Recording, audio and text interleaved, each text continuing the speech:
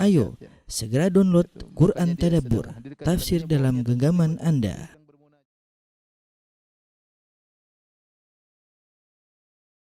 Bismillahirrahmanirrahim. Assalamualaikum warahmatullahi wabarakatuh. Alhamdulillahi ala ihsani wa syukru lahu ala taufiqihi wa amtinani wa asyhadu an la ilaha illallah wahdahu la syarika lahu ta'ziman li sya'ni wa asyhadu anna Muhammadan abduhu wa rasuluhu da'ila ridwani. Allahumma salli alaihi wa ala alihi wa ashabihi wa ikhwani. Para ikhwan dan akhwat, bapak dan ibu yang dirahmati Allah Subhanahu wa taala, jamaah Masjid Tarbiyah Cilandak yang dimuliakan oleh Allah Subhanahu wa taala. Pada kesempatan kali ini kita melanjutkan pembahasan kita tentang Ghazwah Bani Quraidah, yaitu perang melawan Bani Quraidah. Sebagaimana sudah kita jelaskan pada pertemuan-pertemuan yang lalu, dalam perang Ahzab, Bani Quraidah melakukan pengkhianatan di mana mereka memutuskan perjanjian damai antara mereka dengan Nabi sallallahu alaihi wasallam. Kemudian mereka bekerja sama dengan orang-orang kafir Quraisy dan Ahzab untuk menjatuhkan kota Madinah. Dan akhirnya sebagaimana kita sampaikan pada pertemuan lalu, akhirnya Al-Ahzab semuanya pada kabur dari kota Madinah, sementara Bani Quraidah tetap ada di kota Madinah. Ya. Maka saatnya Nabi SAW kemudian memerangi mereka. Sebelum Bani Quraidah, yang dahulu diusir dari kota Madinah adalah Bani Qainuqa. Bani Qainuqa diusir dari kota Madinah karena kesalahan yang mereka lakukan. Kemudian setelah itu Bani Nadhir. Bani Nadhir yang pimpinannya adalah Huyai bin Akhtab, bapaknya Safiyah. Ya, kemudian juga diusir karena mereka hendak membunuh Nabi SAW. Ketahuan, dikabarkan oleh malaikat Jibril. Akhirnya mereka pun diusir oleh Nabi SAW. Ya. Kemudian akhirnya Huyai bin Akhtab ini yang menjadi provokator, sehingga bapaknya Safiyah yang menjadi provokator yang mengumpulkan seluruh orang Arab dari Quraisy maupun dari Najd, kemudian datang untuk menyerang kota Madinah dan juga memprovokasi Bani Quraidah untuk gabung. Jadi provokator paling utama adalah Huyai bin Akhtab, bapaknya Safiyah. Dan pengkhianatan yang dilakukan oleh Bani Quraidah tidak sama dengan pengkhianatan yang dilakukan oleh Bani Qainuqa dan Bani Nadhir, berbeda. Bani Qainuqa mereka berkhianat bukan dalam kondisi genting. Bani Nadhir mereka juga berkhianat, ya meskipun berat, ingin membunuh Nabi SAW, yaitu ada yang ingin melemparkan batu kepada Nabi SAW, ini juga berat. Tetapi ini tidak dalam kondisi genting. Berbeda dengan pengkhianatan Bani Quraidah. Bani Quraidah berkhianat di saat-saat yang sangat genting, ketika Al-Ahzab sudah datang, 10.000 pasukan datang dan hendak membumi hanguskan kota Madinah. Mereka berkhianat di saat-saat genting tersebut. Ini pengkhianatan yang sangat berbahaya. Oleh karenanya, Nabi mensikapi mereka tidak sama seperti mensikapi Bani Qainuqa dan Bani Nadhir. Kalau Bani Qainuqa, Bani Nadhir cuma diusir, Bani Quraidah diperangi. Ketika Rasulullah SAW selesai dari perang Khandaq, ya, di mana orang-orang kafir Quraisy sudah balik meninggalkan kota Madinah, kemudian Rasulullah SAW balik dan mereka sudah meletakkan senjata, ya. Tiba-tiba Nabi didatangi oleh Jibril alaihissalam dalam bentuk Dihya al-Kalbi, dan Jibril alaihissalam sering datang dalam bentuk Dihya al-Kalbi radhiyallahu anhu. Kemudian Jibril menyuruh Nabi untuk melanjutkan peperangan, ya. Al-Imam Al-Bukhari meriwayatkan dari Aisyah radhiyallahu taala anha, beliau berkata, "Lamma raja'a an-Nabi sallallahu alaihi wasallam min al-Khandaq wa wada'a as-silah." Tatkala Nabi selesai dari perang Khandaq, beliau sudah meletakkan persenjataan beliau. Waqtasala, beliau sudah mandi. Atahu Jibril, datanglah Jibril alaihi salam. Faqala, Jibril berkata, "Qad wada'ta as-silah, wahai Rasulullah, engkau sudah meletakkan senjatamu." "Wallahi ma wada'nahu fakhruj ilaihim." Kata Jibril, kami belum meletakkan senjata kami, maka keluarlah menuju Bani Quraidah, menuju mereka. Keluarlah menuju mereka. Nabi SAW mengatakan, "Fa ila aina?" Kemana wahai Jibril? Qala ha huna wa asyara ila Quraidah. Pergi ke sana, ke kampungnya Bani Quraidah. Maka Rasulullah SAW pun segera berangkat. Yang tadinya mau istirahat, lanjut untuk memerangi Bani Quraidah, ya. Dalam riwayat yang lain Aisyah berkata, "Ka'anni anzuru ila Jibril alaihissalam min khalalil bab qad asaba ra'sahu minal gubar." Seakan-akan aku melihat Jibril di sela-sela pintu. Aku melihat Jibril sementara kepalanya penuh dengan debu atau penuh dengan tanah, ya. Artinya masih perang belum selesai. Jibril masih melanjutkan peperangan. Dalam riwayat yang lain Rasulullah berkata kepada Aisyah radhiyallahu taala anha, "Hadza Jibril ya'muruni an adhhab ila Bani Quraidah." Ini Jibril datang memerintahkan aku untuk berjalan menuju Bani Quraidah. Kemudian Rasulullah SAW pun mengumpulkan sahabat untuk memerangi Bani Quraidah. Rasulullah SAW beri pengumuman, "Ala la yusalliyanna ahadunil asra ila fi Bani Quraidah." Kata Nabi SAW, ketahuilah, tidaklah salah seorang pun di antara kalian yang salat asar kecuali di Bani Quraidah. Artinya jangan ada yang salat asar kecuali di Bani Quraidah, ya. Dalam sebagian riwayat tidak ada yang salat zuhur kecuali di Bani Quraidah. Para sahabat mendengar pengumuman dari Nabi SAW, maka mereka pun berangkat. Ketika mereka berangkat, mereka terbagi menjadi dua kelompok. Sekelompok berpendapat bahwasanya kita tidak boleh salat asar kecuali di kampung Bani Quraidah. Padahal waktu asar sudah masuk. Waktu asar sudah masuk, tetapi mereka ingat perintah Nabi, jangan salat kecuali di Bani Quraidah. Akhirnya sebagian sahabat, sekelompok sahabat menunda salat asarnya. Nanti kalau sudah tiba Bani Quraidah baru kita salat sebagaimana perintah Nabi SAW. Sebagian sahabat mengatakan, kita salat sekarang. Kita salat sekarang, ya. Maksud Nabi, jangan salat kecuali di Bani Quraidah, maksudnya agar segera salat asar, jangan ditunda-tunda. Bukan kita harus tiba di Bani Quraidah. Akhirnya sebagian sahabat salat di tempat ketika waktu masuk asar, sebagian sahabat melanjutkan perjalanan menunda salat asar sampai di Bani Quraidah. Dan akhirnya sampailah kabar ini kepada Nabi sallallahu alaihi wasallam, disebutkan kepada Nabi sallallahu alaihi wasallam, "Walam yu'annif wahidan minhum." Namun Rasulullah SAW tidak menyalahkan salah satu di antara keduanya, ya, dua-duanya berijtihad. Namun para ulama bahas mana yang lebih benar, yang salat sebelum sampai Bani Quraidah tapi di tepat di awal waktu, ataukah yang menunda salat asar dan salat di Bani Quraidah. Ini masalah khilaf di kalangan para ulama. Sebagian ulama mengatakan yang lebih benar adalah yang menunda salat sampai di Bani Quraidah berdasarkan zahir perkataan Nabi sallallahu alaihi wasallam. Sebagian mengatakan tidak, yang benar adalah yang segera melaksanakan salat meskipun belum sampai Bani Quraidah, karena salat asar waktunya lebih cepat harus dikerjakan dan tidak tahu apa yang akan dihadapi nanti di Bani Quraidah, dan maksud Nabi adalah segera salat. Intinya ada khilaf di kalangan para ulama. Namun karena ini adalah masalah ijtihadiyah di kalangan para sahabat, ya, maka Nabi tidak mencela salah satu di antara keduanya. Baik. Kemudian Rasulullah SAW pun berangkat menuju Bani Quraidah, ya, Bani Quraidah.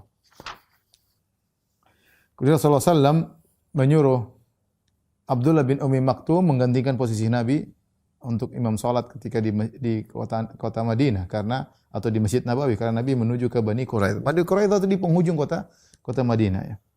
Ya. Kemudian Nabi memberikan bendera peperangan kepada Ali bin Abi Thalib radhiyallahu taala anhu.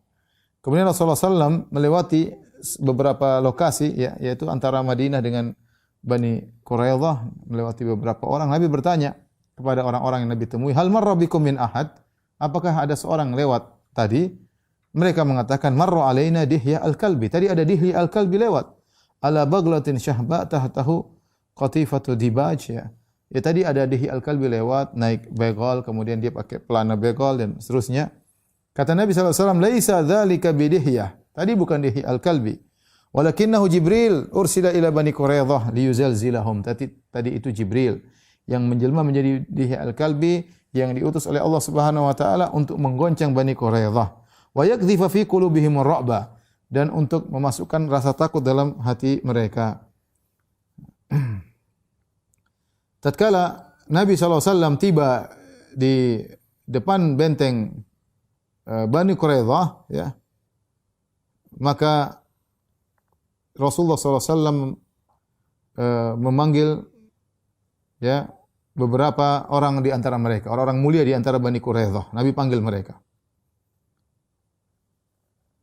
Kemudian Nabi SAW berkata dengan perkataan yang agak kasar. Nabi berkata, "Ya ikhwatal kiradati wal khanazir." Ya, kata Nabi SAW, "Wahai saudara-saudara babi-babi dan monyet-monyet." Ya, Nabi panggil mereka, ya. Qalu ya Abul Qasim, ma kunta jahulan wala fahasyan. Wahai Abul Qasim, maksudnya Abul Qasim maksudnya Rasulullah. Orang Yahudi kemudian Bani Quraidah berkata, "Wahai Rasulullah," atau "Wahai Abul Qasim," maksudnya wahai Muhammad, "kami tidak mendapati engkau berkata-kata kotor sebelumnya, berkata-kata kasar," ya. Ya, ini menunjukkan Nabi SAW marah kepada mereka karena sikap mereka sangat berbahaya bagi kota Madinah. Seandainya Al-Ahzab berhasil masuk kota Madinah, maka hancurlah seluruh umat Islam dan Islam selesai ketika itu. Ya. Maka Nabi sempat mengucapkan kata-kata yang agak kasar, ya, karena mereka tahu bahwa nenek moyang mereka dahulu atau saudara-saudara mereka dahulu ada yang pernah dirubah menjadi babi-babi dan monyet-monyet, maka Nabi mengatakan, ya ikhwatal kiraratil khanazir, wahai saudara-saudara monyet-monyet dan babi-babi. Kemudian Rasulullah pun mengepung mereka selama 25 hari. Sampai akhirnya kondisi mereka semakin sulit. Dan mereka tahu bahwasanya Rasulullah SAW tidak akan meninggalkan mereka. Ya, sampai menyelesaikan urusan dengan mereka. Akhirnya Ka'ab bin Asad, pimpinan Bani Quraidah berkata, ya qaum, qad nazala bikum minal amri ma tarawun. Wahai kaumku, lihatlah kita telah ditimpa dengan permasalahan besar yang kalian lihat. Wa inni aridun alaikum khilalan thalathan. Aku tawarkan kepada kalian 3 pilihan. Fakhudhu ayyaha syi'tum. Pilihlah satu-satu dari yang 3 ini, terserah kalian pilih yang mana. Saya akan sampaikan 3 pilihan. Apa yang harus kita lakukan satu di antara 3 ini? Terserah pilih yang mana. Kata mereka, "Mahiyya?" Apa itu 3 pilihan? Maka Ka'ab bin Asad, pimpinan Bani Quraidah berkata, yang pertama, nutabi' hadzal rajul wa nusaddiquhu. Pertama sudah kita beriman kepada orang ini dan kita benarkan dia. Fa wallahi laqad tabayyana lakum innahu nabiyyun mursal. Sungguh demi Allah, telah jelas bagi kalian dia nabi diutus oleh Allah. Wa innahu lalladzi tajidunahu fi kitabikum, dan dialah yang telah kalian dapati dalam Taurat, dalam buku kalian, kitab suci kalian, dia itulah Rasul, dialah Muhammad. Wa innahu alladzi basyara bihi Isa, dan dialah yang telah dikabarkan oleh Isa tentang datangnya Muhammad. Wa innakum la ta'rifuna sifatahu, kalian juga telah tahu sifat-sifatnya. Fata'manuna ala dimaikum wa amwalikum wa abnaikum wa nisaikum. Kalau kita masuk Islam, ikut Muhammad, selesai. Darah kita terjaga, harta kita terjaga, anak-anak kita terjaga, istri-istri kita terjaga. Kata mereka, fa'abau dzalik. Mereka enggak mau. Enggak mau beriman kepada Arab. Mereka mau beriman kepada Bani Israel. Kesombongan, padahal mereka tahu. Ini sudah disampaikan sama pimpinan. Kita kan tahu dia nabi memang, tapi tidak ada yang mau beriman. Wa qalu la. Kata mereka, kami tidak mau beriman. La nufarriqu hukmat Taurati abadan, kami tidak akan meninggalkan hukum Taurat selamanya. Wala nastabdilu bihi ghairahu, dan kami tidak mau ganti Taurat dengan yang lainnya. Enggak mungkin kami ganti Taurat dengan Quran, enggak. Kami tidak mau ganti. Pilihan pertama mereka tolak. Baik, pilihan kedua. Pilihan kedua. Kata Ka'ab bin Asad, "Fa idza abaitum alayya hadhihi fahalumma falnaqtul abna'ana wa nisa'ana thumma nakhruj ila Muhammadin wa ashabihi mustamitina fil qitali hatta yahkumallahu bainana wa bainahu." Kalau begitu pilihan kedua, mari kita bunuh anak-anak kita. Kita bunuh istri-istri kita, baru kemudian kalau anak kita sudah mati, istri kita sudah mati, kita pergi berperang lawan Muhammad. Dan kita cari mati di situ, lawan Muhammad, sampai Allah memutuskan mana yang menang antara kita dengan dia. Fa innahlik lam natruk wara'ana syai'an nakhsha alaihi. Kalau kita meninggal, sudah tidak ada yang kita tinggal. Beda kalau kita perang, kita meninggal, kasihan anak-anak kita, kasihan istri-istri kita, maka kita bunuh mereka aja dulu, baru kita perang lawan Muhammad.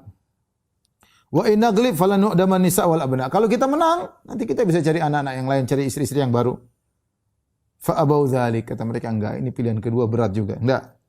Wa qalu naqtul haula'il masakin, kita bunuh orang kasihan-kasihan itu, anak-anak dan wanita kita bunuh, enggak. Fama khairul aishi ba'dahum, kalau mereka sudah meninggal, apalagi kehidupan yang baik kalau istri dan anak kita sudah meninggal dunia. Pilihan kedua mereka tolak. Fa in abaitum alayya hadhi, kalau kalian tidak mau menerima pilihan yang kedua ini, fa innal lailata lailata sabti. Malam ini malam Sabtu. Wa innahu asa an yakuna Muhammadun wa ashabuhu qad ammanuna fiha. Bisa jadi Muhammad dan teman-temannya merasa kita tidak akan memerangi mereka karena mereka tahu kita hari Sabtu libur. Malam Sabtu libur, hari Sabtu libur. Ini kan malam Sabtu. Bisa jadi Muhammad tidak tahu kita akan menyerang mereka karena mereka menyangka kita dalam kondisi libur. Fanzilu la'allana nusibu min Muhammadin ashabihi ghirratan. Mari kita turun keluar dari benteng kita, kita serang Muhammad tiba-tiba, siapa tahu dia sedang lalai. Fa abaw dzalik, mereka tidak mau. Kata mereka, nufsidu sabtana alaina.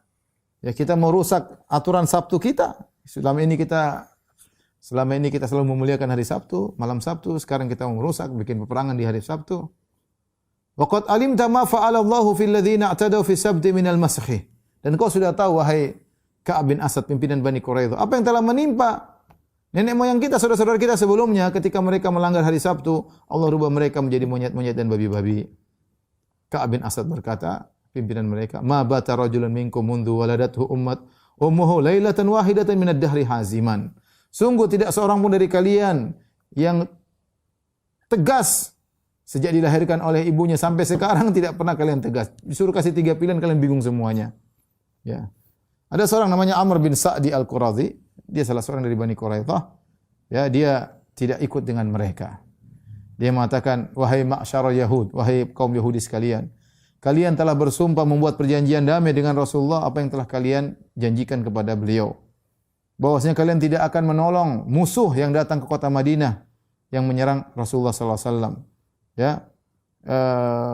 Dan kalian akan membela Muhammad kalau diserang dari luar. Namun kalian sekarang membatalkan janji kalian yang telah kalian buat antara kalian dengan Muhammad. Maka aku tidak akan masuk dalam pembatalan tersebut. Dan aku tidak akan ikut serta bersama kalian dalam pengkhianatan kalian. Ya. Fa in abaitum an tadkhulu ma'ahu, kalau kalian tidak mau masuk Islam, maka tetaplah kalian di atas Yahudiyah dan bayarlah jizyah. Fallahi ma adri yaqbaluha am la. Saya tidak tahu apakah Muhammad masih mau menerima jizyah atau tidak setelah pembatalan ini. Ya. Kata mereka orang Yahudi dengan sombongnya, nahlu nukirru lil arabi bi kharaj. Kami tidak akan beri pemberian kepada orang Arab, enggak. Sombong jadi Yahudi, sombong. Dalam kondisi terdesak masih sombong. Enggak. Untuk kasih pemberian kepada orang Arab, enggak. Ya. Al-qatlu khairun min dzalik. Lebih baik kami mati daripada harus bayar jizyah kepada Muhammad. Ini perkataan mereka. Kata Amr bin Sa'di Al-Quradhi, fa inni bari'un minkum. Aku berlepas diri dari kalian. Dia kharaj, maka dia pun keluar, ya. Dia keluar meninggalkan mereka, ya. Kemudian akhirnya orang Yahudi menulis surat kepada Rasulullah SAW. Mereka minta agar mereka dibiarkan meninggalkan kota Madinah dengan membawa barang-barang mereka dipikulkan di atas onta kecuali alat-alat perang. Sebagaimana yang Rasulullah pernah hukum kepada Bani Nadir. Bani Nadir ketika diusir oleh Nabi SAW, mereka boleh bawa, satu orang boleh bawa sukutan onta, terserah mau bawa apa, yang penting alat-alat perang, pedang, panah, tombak, semuanya harus ditinggal. Nah, orang-orang Bani Quraidah menawarkan kepada Rasulullah SAW, bagaimana kalau kami juga seperti itu? Ya, kami akan pergi meninggalkan kota Madinah, kami tidak bawa senjata, tapi barang-barang kami bawa. Fa'aba Rasulullah SAW, Rasulullah tidak mau. Karena sikapnya beda. Pengkhianatan mereka berbahaya, tidak seperti Bani Qainuqa dan juga tidak seperti Bani Nadir. Kemudian mereka mengirim lagi surat kedua kali kepada Nabi SAW, permohonan kepada Nabi. Ya, kata mereka, kami sudah keluar kosongan, tidak usah bawa harta, tidak bawa senjata, tidak bawa harta sama sekali. Ya, kami keluar kosongan dari kota Madinah. Rasulullah juga tidak mau. Ya, Rasulullah mengatakan, tidak mau, kalian harus ikut hukumku, kata Rasulullah SAW. Ya, tatkala mereka lihat Nabi tidak bergeming, tidak merubah keputusannya, harus ikut hukum Rasulullah SAW. Sudah mereka tawarkan 2 pilihan, Nabi tidak mau. Akhirnya mereka berusaha berkontak dengan hulafa mereka, yaitu suku Aus. Jadi dahulu ada suku Aus, suku Khazraj. Ini kan suku Aus, suku Khazraj. Suku Aus, suku Khazraj suka bertengkar. Mereka anak-anak Banu Qailah, ada nenek moyang mereka, orang wanita namanya Qailah, ya. Dan suku Aus, suku Khazraj bersaudara, tapi mereka perang saudara. Dan mereka tinggal di kota Madinah. Di kota Madinah ada Yahudi, ada Bani Quraidah, ada Bani Nadir, Bani Qainuqa.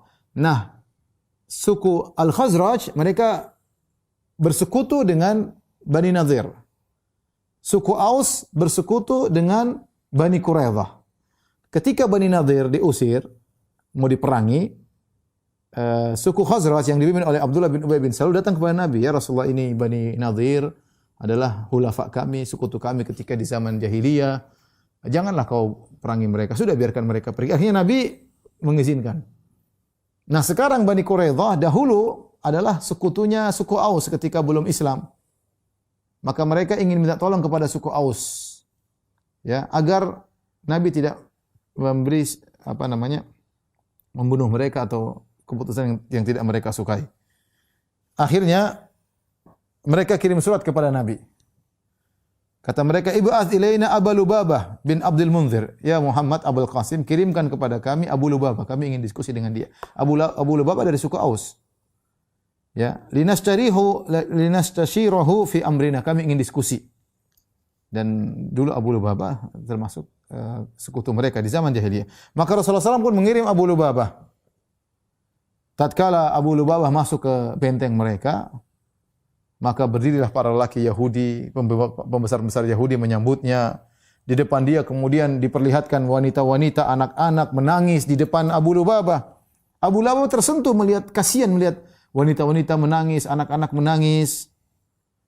Kemudian mereka bertanya, "Ya Abu Lubabah, atara ananzil ala hukmi Muhammad?" Wahai Abu Lubabah, menurutmu apakah kita ikut hukumnya Muhammad? Mereka tidak tahu hukumnya Nabi apa.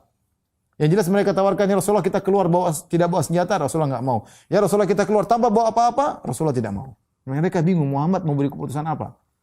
Sehingga mereka bertanya kepada Abu Lubabah, "Ya Abu Lubabah, kau kan dulu sahabat kami di zaman jahiliyah, zaman dahulu. Menurutmu apakah kami ikut aturannya Muhammad?" Kata Abu Lubabah, "Na'am, ikut." Wa asyara bi yadi ila halqihi, dan dia kasih isyarat begini. Abu Lubabah tahu Rasulullah ingin membunuh mereka. Ketika Abu Lubabah beri isyarat begini, iya, hukumnya Muhammad begini. Dia kasih tahu dengan isyarat, ini kalian akan dipenggal.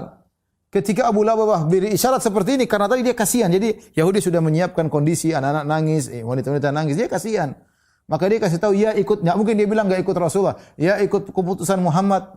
Keputusannya adalah begini. Dikasih isyarat. Dia tidak ngomong, kasih isyarat. Maka Abu Lubabah berkata, "Fa wallahi ma zalat qadamaya min makanihima hatta araftu anni qad khuntullah wa rasulah." Aku belum bergerak setelah aku beri isyarat begini, kecuali aku tahu aku telah berkhianat kepada Allah dan Rasulnya. Ya. Kemudian dia berkata, "Demi Allah, aku tidak akan melihat wajah Rasulullah sallallahu alaihi wasallam sampai Allah menerima taubatku. Allah tahu apa yang ada dalam jiwaku." Maka Abu Lubabah segera pergi menuju ke Masjid Nabawi, kemudian dia ikatkan dirinya di salah satu tiang di Masjid Nabawi. Ya, kalau kita ke sana dan bilang inilah tiangnya Abu Lubabah yang dulu dia mengikat dirinya, Allah alam bisawab ya.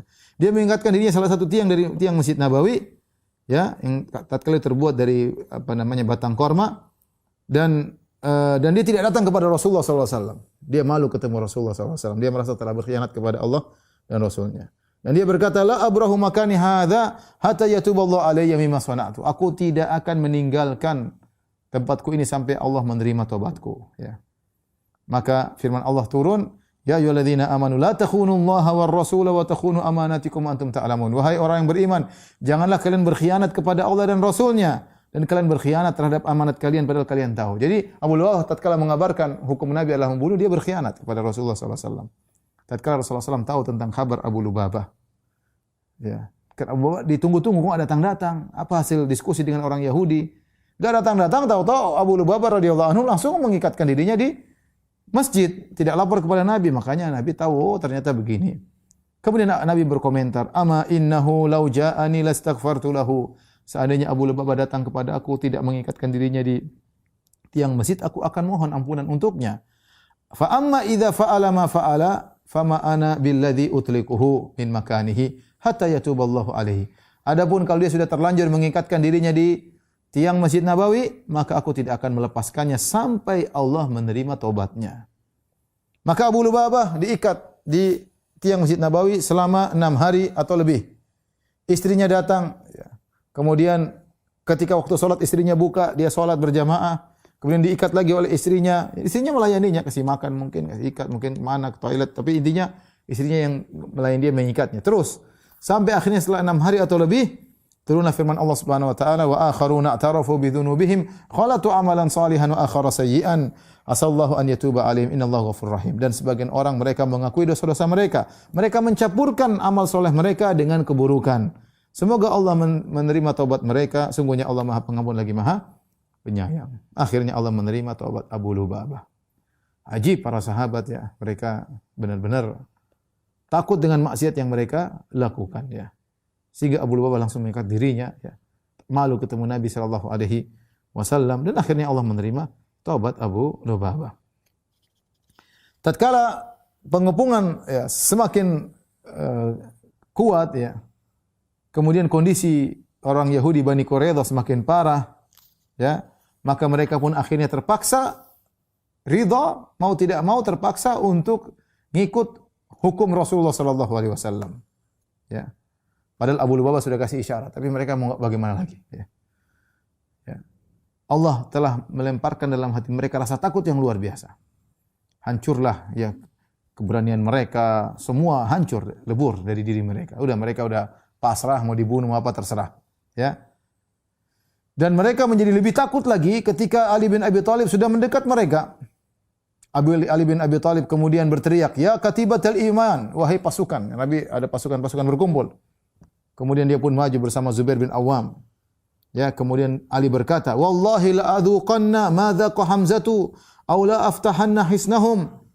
Ya, demi Allah aku akan merasakan kematian atau aku akan menyerang mereka, membuka benteng mereka. Cuma dua pilihan. Saya akan masuk menguasai benteng mereka atau aku mati. Sebagaimana Hamzah telah meninggal dunia. Dan ini didengar oleh mereka dan mereka akhirnya takut. Berarti Ali sudah sungguh-sungguh, bahkan sudah bawa pasukan, katibatul iman, pasukan iman, kemudian siap masuk, mati, menang atau mati. Itu saja, tidak ada pilihan lain. Akhirnya mereka pun takut, orang Bani Quraidah, akhirnya mereka pun mengikut hukum Rasulullah SAW. Maka Rasulullah SAW memerintahkan agar mereka diikat semua tangannya, ya, kemudian ditaruh di pojok. Ya. Ada yang mengatakan jumlah mereka 400 orang, ada yang mengatakan 700 orang, laki-laki. Ada yang 400, ada yang 500, ada yang 700. Yang perempuan, anak-anak kecil dipisah, ya, di sisi yang lain. Jadi yang pemuda-pemuda yang ikut bisa berperang sekitar 400 sampai 700. Datanglah kaum Aus, suku Aus. Tadi saya katakan suku Aus di zaman jahiliyah dahulu teman baiknya suku Bani Quraidah. Mereka saling kerjasama untuk melawan saudara mereka suku Khazraj. Karena suku Khazraj sering bertikai di zaman dahulu. Ketika mereka melihat sekutu mereka Bani Quraidah yang dulu bersahabat dengan mereka di zaman dulu dalam kondisi demikian, maka mereka pun datang, suku Aus datang kepada Nabi, mereka berkata, "Ya Rasulullah, innahum kanu mawaliyana wa hulafa'ana." Ya Rasulullah, mereka dahulu adalah penolong-penolong kami, mereka dulu sekutu-sekutu kami, membantu kami dalam perang, oleh musuh datang mereka bantu kami ya Rasulullah. Wa qad fa'alta fi mawali ikhwanina al-Khazraj ma aqad alimta. Ya Rasulullah, ketika kau mensikapi Bani Nadir, engkau maafkan mereka dan engkau suruh mereka keluar. Dan Bani Nadir adalah sekutunya suku Khazraj. Nah, sekarang demikian juga Bani Qainuqa adalah saudara-saudaranya sekutunya suku Khazraj. Kau telah berbuat baik kepada mereka. Ya. Sekarang bagaimana kalau kau lakukan itu lagi kepada Bani Quraidah? Mereka ingatkan tentang apa yang dilakukan oleh Abdullah bin Ubay bin Salul. Ya. Kemudian Aus menyangka, saudara-saudara kaum Ansar dari suku Aus menyangka Rasulullah SAW juga akan memberikan keringanan sebagaimana Rasulullah pernah berikan keringanan kepada suku Bani Qainuqa atau Bani Nadir karena mereka adalah sahabat-sahabatnya dahulu suku Khazraj. Ternyata tidak. Ya. Tatkala suku Aus minta keringanan dari Nabi untuk Bani Quraidah, aba an yaf'ala bi Bani Quraidah. Nabi tidak mau melakukan demikian. Ya. Tidak mau Nabi melakukan seperti Bani Qainuqa atau Bani Nadir. Kemudian Rasulullah SAW berkata kepada suku Aus, kaum Ansar, suku Aus, saya ulangi, suku kaum Ansar dari suku Aus, suku Khazraj. Kemudian mereka sekarang bersatu menjadi kaum Ansar. Dahulunya mereka sering bertikai. Kemudian Rasulullah berkata, "Ala tardawna ya ma'syaral Aus an yahkuma fihim rajulun minkum?" Taib, saya tidak akan berhukum kepada Bani Quraidah. Saya serahkan sikap kepada Bani Quraidah kepada salah seorang dari kalian. Qalu bala. Oke Rasulullah, kita siap. Siapa di antara kami yang akan memberi hukum dalam urusan Bani Quraidah? Kata Rasulullah SAW, "Fadzaka ila Sa'ad bin Mu'adz." Urusan Bani Quraidah saya serahkan kepada Sa'ad bin Mu'adz radhiyallahu ta'ala. Kita tahu Sa'ad bin Mu'adz lagi sakit begitu. Tangannya terpanah, kemudian Rasulullah SAW sudah berusaha untuk mengkai tapi tidak sembuh-sembuh, darahnya muncrat sampai dia merasa dia akan meninggal dunia, darahnya tidak berhenti. Ya. Kemudian ketika dia merasa akan meninggal dunia, kemudian dia berdoa kepada Allah, "Ya Allah, jangan kau matikan aku sampai aku senang dengan apa yang menimpa Bani Quraidah." Ya. Akhirnya Rasulullah SAW menyuruh untuk mendatangkan Sa'ad bin Mu'adz. Maka Sa'ad bin Mu'adz didatangkan, dia naik himar, ya. Kemudian diangkat di atas himar dalam kondisi sakit, ya. Maka kaumnya pun datang mengelilingi Sa'ad bin Mu'adz. Sa'ad bin Mu'adz Sayyid suku Aus, pimpinan suku Aus. Maka suku Aus semuanya mengelilingi Sa'ad bin Mu'adz. Mereka berkata, "Ya Aba Amr, wahai Sa'ad bin Mu'adz, hulafa'uka wa mawalika wa ahlul nikayah." Dulu teman-teman kita dahulu ya Sa'ad bin Mu'adz. Mereka yang dulu berperang membela kita dan seterusnya. Wa man qad alimta, kau sudah tahu siapa mereka. Mereka terus ngomong, "Ya Sa'ad bin Mu'adz, ayo beri keringanan, mereka dulu sahabat-sahabat kita, mereka sekutu kita dahulu." Maka Sa'ad berkata, laqad ana li Sa'din an la ta'khudhahu fillahi laumatul laim. Sudah saatnya sekarang Sa'ad bin Mu'adz bicara tentang dirinya. Dia berkata, sudah saatnya sekarang Sa'ad tidak perlu takut ya apapun, celaan apapun di jalan Allah Subhanahu wa taala. Tatkala mereka dengar Sa'ad ngomong begitu, wah ini bertanda bahwasanya Sa'ad akan beri hukuman kematian bagi mereka. Ketika Sa'ad sampai di kaum muslimin, ada Rasulullah SAW di situ. Rasulullah SAW berkata kepada kaum Ansar, "Qumu ila sayyidikum au khairikum." Berdirilah kalian menuju Sa'ad bin Mu'adz. Berdirilah kepada sayyid kalian. Akhirnya mereka pun datang kepada Sa'ad bin Mu'adz dalam kondisi sakit. Kemudian mereka menurunkan Sa'ad bin Mu'adz dari himar, dari keledai tersebut. Kemudian Rasulullah SAW berkata, "Inna haula'i nazalu ala hukmik." Wahai Sa'ad bin Mu'adz, sungguhnya mereka orang-orang Bani Quraidah, mereka aku serahkan hukumnya kepadamu. Terserah kau mau apakan. Apa kata Sa'ad bin Mu'adz? Fa inni ahkumu fihim an tuqtala muqatilatuhum. Hukumku yang mereka muda-muda semua selain wanita dan anak-anak dibunuh. Wa tusba dhararihim. Adapun wanita-wanita mereka dijadikan tawanan. Wa tuqassam amwaluhum. Adapun harta mereka dibagi-bagi jadi ghanimah. Maka Rasulullah SAW berkata, laqad hakamta fihim bihukmillahi min fawqi sab'i samawat. Wahai Sa'ad bin Mu'adz, sungguh kau telah mengeluarkan hukum pada mereka dengan hukum Allah, sesuai dengan hukum Allah yang dari atas langit yang 7. Min fawqi sab'i samawat, dari langit Allah yang ada di atas langit yang 7. Ya, kemudian akhirnya dijalankanlah hukum Sa'ad bin Mu'adz radhiyallahu taala anhu. Maka setelah mereka dikumpulkan, digalilah sebuah lubang di pasar kota Madinah. Kemudian diambillah dari mereka arsalan, yaitu sekelompok-sekelompok, diambil sekelompok. Kemudian dipenggal, dilemparkan dalam khandak tersebut, dalam parit tersebut. Kemudian diambil lagi terus, dibunuh lagi ya, karena mereka memang berhak untuk dibunuh. Sampai 400 orang atau 600 orang atau 700 orang. Tatkala sebagian mereka mulai diambil, sebagian mereka ngomong kepada pimpinan mereka, Ka'ab bin Asad. Wahai Ka'ab bin Asad, ma tarahu yusna'u bina? Menurutmu apa yang dilakukan pada kita? Kita ini diapain kok diambil sebagian, enggak balik, diambil sebagian enggak balik. Kata Ka'ab, pimpinan mereka, afi kulli mautin la taqilun? Kalian ini setiap masa enggak ngerti-ngerti juga? Setiap kondisi enggak ngerti-ngerti juga, ya? Annahu man dhuhiba bihi minkum la yarji'. Kan kalian sudah tahu yang datang diambil tidak akan kembali lagi. Huwa wallahil qatlu. Sungguh ini adalah kita dibunuh. Falam yu'zal yu'ta bihim jama'atin hatta faragha Rasulullah SAW. Semuanya diambil, akhirnya dibunuh seluruhnya. Bagaimana wafatnya Huyai bin Akhtab? Huyai bin Akhtab ibunya bapaknya Sofiyah binti Huyai, istri Nabi sallallahu alaihi wasallam, ummul mukminin. Tatkala Bani Quraidah mulai dibunuh, termasuk di antaranya Huyai bin Akhtab, dan dia tidak ingkar janji. Dia sudah bilang kepada Ka'ab bin Asad, kalau kalian nanti ternyata ditinggal oleh Ahzab, ditinggal oleh Abu Sufyan dan teman-temannya, saya akan gabung. Apa yang menimpa kalian akan menimpaku. Dan dia megang perkataannya. Dan dia benar-benar ditangkap juga, dan akhirnya dia dibunuh. Ya. Didatangkanlah Huyai bin Akhtab. Dia bukan dari Bani Quraidah, dia dari Bani Nadhir. Dari Bani Nadhir yang diusir setelah Bani Qainuqa. Jadi diusir Bani Qainuqa, Bani Nadhir, baru Bani Quraidah. Bani Nadhir ketika diusir, mereka disuruh pergi tanpa membawa senjata. Ya. Rupanya Huyai bin Akhtab ini provokator sebagaimana saya sebutkan tadi. Kemudian Rasulullah bertemu dengan Huyai bin Akhtab. Rasulullah berkata, "Hal akhzakallah?" Apakah Allah telah menghinakan engkau, wahai Huyai bin Akhtab? Huyai berkata, "Laqad dhaharta alayya." Ya, engkau telah menang di atas kami, wahai Abul Qasim, wahai Muhammad. "Ama wallahi ma lumtu nafsi fi adawatika." Demi Allah, aku tidak mencela diriku karena memusuhi engkau. Walakin man yakhdhulillah yukhdhal. Tapi barang siapa yang meninggalkan Allah, dia akan ditinggal oleh Allah Subhanahu wa taala. Tsumma aqbala 'ala nas, kemudian dia balik menghadap orang-orang. Dia berkata, "Ya ayuhan nas." Wahai orang-orang sekalian, wahai Yahudi sekalian. "Innahu la ba'sa bi amrillah." Ini sudah qadarullah, seakan-akan dia berkata. Ya sudah, ini sudah perintah Allah, sudah perkara Allah. Kitabun wa qadarun, sudah takdir. Dia mengatakan sudah takdir. Wa malhamatun katabahu Allah ala Bani Israel. Inilah peperangan yang sudah Allah catat bagi Bani Israel. Dia ngomong begitu. Ya, seakan-akan dia menenangkan, dia sudah takdir, mau diapain. Ya. Tsumma duriba unuquhu la'natullah. Maka dipenggalah kepalanya oleh kaum muslimin, ya. Adapun para wanita tidak ada yang dibunuh tentunya. Islam ketika berperang tidak dibunuh anak-anak, tidak bunuh para wanita kecuali seorang wanita yang dia melakukan kesalahan, mungkin dia ikut serta dalam peperangan, akhirnya dibunuh oleh kaum muslimin, ya, kaum muslimin. Ya.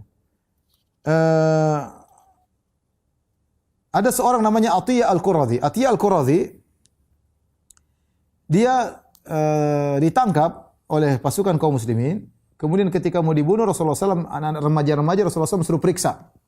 Kalau memang ternyata sudah dewasa, di antara bentuk tahu dia dewasa atau tidak, dilihat bulu kemaluannya. Kalau bulu kemaluan sudah tumbuh, maka dewasa dan dibunuh. Kalau bulu kemaluannya belum tumbuh, berarti belum dewasa, tidak dibunuh. Ya. Atiyah Al-Quradhi termasuk orang-orang remaja-remaja yang belum tumbuh bulu kemaluannya. Maka dia tidak dibunuh. Ya. Atiyah Al-Quradhi pernah berkata, dan dia masuk Islam, kuntu fi man hakama fihim Sa'ad bin Mu'adz. Aku termasuk orang yang dihukum, mendapatkan hukumannya Sa'ad bin Mu'adz. Fasyakku fiyya, mereka ragu tentang aku ini dibunuh atau tidak. Aminadz dzurriyyah aminal muqatilah, apa termasuk anak-anak atau termasuk orang-orang yang bertempur? Kata Nabi, unzuru, lihatlah, fa in kana ambata sya'ru faqtuluh. Kalau ternyata tumbuh bulu kemaluannya maka bunuhlah. Wa illa fala taqtuluh, kalau tidak maka jangan bunuh. Mereka pun periksa diriku, ternyata mereka dapati bulu kemaluanku belum tumbuh, maka aku pun dibiarkan. Adapun Amr bin Sa'di Al-Quradhi, tadi seorang Yahudi yang mengatakan, wahai kaum Yahudi sekalian, kenapa kalian berkhianat kepada Rasulullah SAW, kepada Abul Qasim? Kalian tidak menolong dia, kalian malah menyerang dia. Aku tidak akan ikut dengan keputusan kalian. Apa yang terjadi pada dia? Maka dia pun tidak ikut Bani Quraidah, tidak ikut berkhianat kepada Rasulullah SAW. Maka dia pun pergi, ya, dibiarkan, tidak diganggu, ya, sampai dia suatu malam tidur di Masjid Nabawi sallallahu alaihi wasallam di Madinah di suatu malam. Setelah itu dia pergi dan tidak tahu dia pergi ke mana sampai hari ini. Maka Rasulullah SAW ketika ditanya tentang kondisi beliau, Rasulullah berkata, "Dzaka rajulun najahullahu biwafaihi." Itu adalah seorang yang Allah tolong gara-gara dia wafa, yaitu dia setia dengan janji, dia tidak mengingkari janji.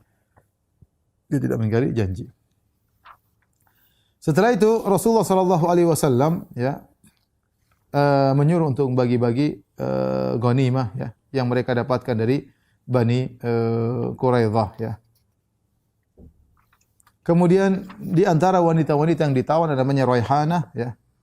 Raihanah radhiyallahu taala anha. Kemudian Rasulullah SAW menawarkan Islam kepada Raihanah, tetapi dia tidak mau kecuali tetap dalam keyahudiannya. Ya, maka Rasulullah SAW merasa sedih melihat Raihanah tidak mau masuk Islam. Ya, ya, Rasulullah SAW menjadikan dia salah satu tawanan yang diambil oleh Nabi SAW, dan Nabi ingin dia masuk Islam, dia tidak mau, dia tetap ingin bertahan dalam keyahudiannya. Akhirnya ada orang yang datang kepada Nabi pada suatu hari berkata, ya, bahwasanya ini Sa'labah bin Sa'yah memberi kabar gembira kepadaku bahwasanya Raihanah telah masuk Islam. Akhirnya ketika Raihanah masuk Islam, ya, mungkin Rasulullah tertarik dengan Raihanah karena kecantikannya. Kemudian Rasulullah SAW menawarkan untuk memerdekakannya dan menikahinya. Ya, tapi apa kata Raihanah? Bal tatrukuni fi mulkika. Wahai Rasulullah, biarkanlah aku tetap dalam sebagai budakmu, ya, dan itu lebih ringan bagiku dan lebih ringan bagimu. Maka Rasulullah membiarkan beliau Raihanah dalam kondisinya. Adapun Sa'ad bin Mu'adz radhiyallahu ta'ala anhu, setelah memberikan hukuman kepada Bani Quraidah, ya, akhirnya beliau pun meninggal dunia. Setelah dikai oleh Nabi beberapa kali, namun tidak sembuh-sembuh juga, akhirnya Allah Subhanahu wa taala, ya, mewafatkan beliau radhiyallahu taala anhu, ya. Datang dari hadis Jabir bin Abdullah radhiyallahu taala anhu, beliau berkata, "Ja'a Jibril ila Rasulillah sallallahu alaihi wasallam." Ketika Sa'ad bin Mu'adz meninggal dunia, Jibril datang kepada Nabi dan bertanya, "Man hadzal abdus salih alladzi mata?" Siapakah hamba saleh ini yang meninggal? Futihat lahu abwabus sama. Ketika dia meninggal dibukalah pintu-pintu langit. Wa taharraka lahul arsy, dan arsy bergetar. Ya. Rasulullah SAW keluar, ternyata yang meninggal Sa'ad bin Mu'adz radhiyallahu taala anhu, ya. Dan Sa'ad bin Mu'adz radhiyallahu taala anhu ya meninggal ketika usia kalau tidak salah 37 tahun, usia yang sangat muda. Beliau masuk Islam, umur Islam beliau kira-kira 8 tahunan, tetapi luar biasa ketika beliau meninggal ternyata arsy Allah bergetar. Dan ini disampaikan oleh para ulama bahwasanya yang menjadi patokan adalah bagaimana kualitas amal seseorang.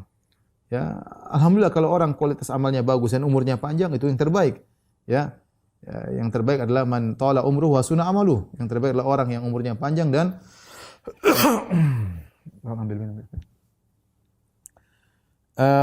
yang terbaik adalah orang yang umurnya panjang dan amalnya baik, maka itu adalah yang terbaik. Tapi kalau seorang umurnya pendek, ya, dia baru dapat hidayah, mungkin belakangan umurnya sudah tua, tetap saja dia berusaha memaksimalkan kualitas amalnya. Lihatlah Sa'ad bin Mu'adz radhiyallahu taala anhu hanya mendapatkan Islam, mungkin Islam beliau cuma 8 tahun, tapi ketika beliau meninggal maka arsy Allah bergetar karena hebatnya Sa'ad bin Mu'adz.